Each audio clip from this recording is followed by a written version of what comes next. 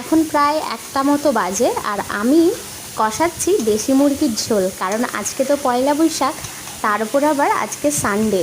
দেশি মুরগির লাল লাল ঝোল না খেলে কি মানা যায় বলো তো? তো মাংসটা কষাতে কষাতে আমি তোমাদের বলেই দিচ্ছি আজকে টোটাল মেনু কি কি আছে। উচ্ছে আলু ভাজা, বেগুন ভাজা, সাথে মশারির ডাল, আর রয়েছে কাতলা মাছের ঝোল, এটা ডাঁটা আর ঝিঙে দিয়ে ঝোল। তারপর রয়েছে চাটনি, পাঁপড়, আর মাংস তো রয়েছে, আমি বলেই দিয়েছি। আর ভাতটাই তো দেখানো হলো না, যেটা মেন জিনিস। রয়েছে মিষ্টি, আর স্যালাডটা তো দেখাতে ভুলেই গেছিলাম।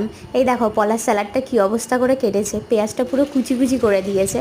আর তারপর মাংসটা কষাচ্ছিলাম, দেখলাম যে পলাশ সবে চান করতে যাচ্ছে। আমি বললাম তাড়াতাড়ি স্নানটা সেরে আর হলুদটা মেখে নাও, আজকে যেহেতু রবিবার তাই নিম পাতা মাখতে নেই, শুধু হলুদটাই মাখবো।